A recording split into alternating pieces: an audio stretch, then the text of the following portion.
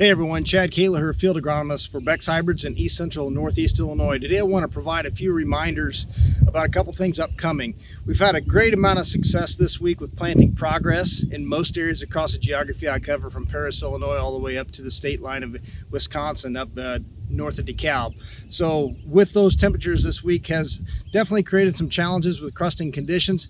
Today and behind me, I'm in a field that's in northeast Iroquois County near the southeast Kankakee County line of Iroquois and Kankakee County lines. But this area is typical for a lot of sandy soils. And today this field behind me is a no-till field that's a fine loamy sand.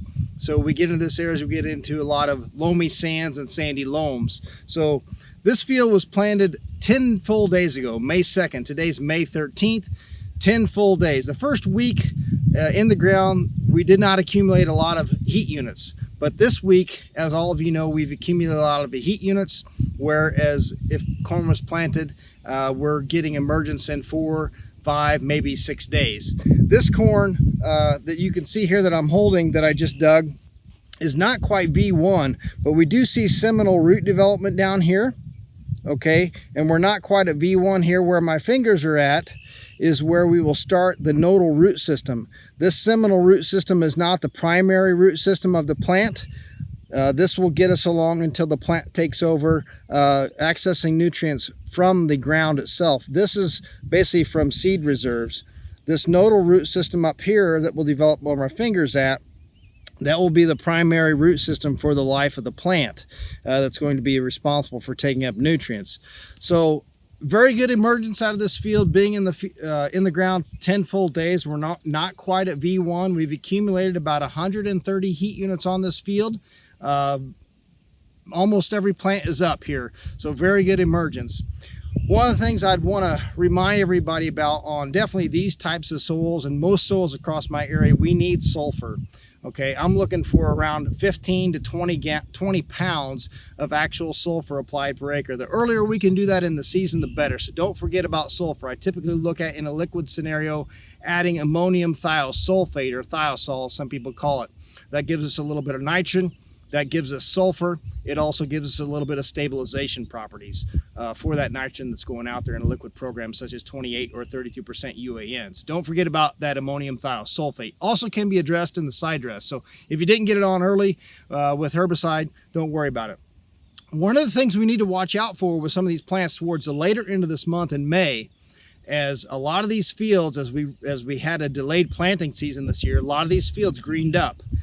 Fields that didn't have fall tillage or spring tillage, or that didn't have a fall herbicide pass or a spring herbicide pass before things greened up.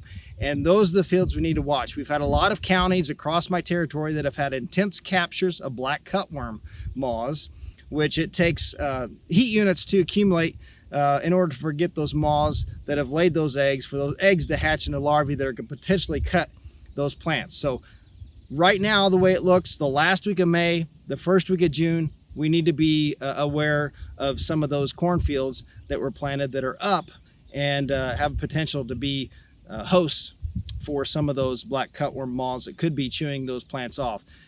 If we get out there and we see that 3% of the plants are cut and we still have small cutworms out there, it's time to consider a insecticide application such as Lorsban or Warrior, and hopefully that times up with your post-herbicide application. Sometimes it may not, but especially those weedy fields or fields that had a cover crop, those are attractants for insects, whether it be armyworms, which would be coming on mainly into wheat fields or cover crop fields, or even like, say, rye fields, triticale, things like that, that would be potential cover crops, or wheat crops. Those would be attractants for armyworms and also black cutworms potentially.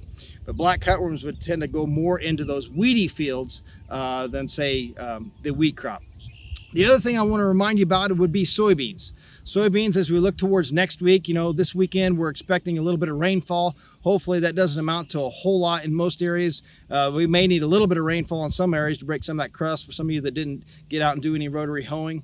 But we need to think about soybean populations and upping that rate. As we get close to May 20th, if you weren't already planning about 150,000 seeds per acre for your planting population on soybeans, As we get into next week and as we approach May 20th, my recommendation would be you need to up that population to about 150,000. 145 to 150,000 next week would be my recommendation for a planting population on soybeans.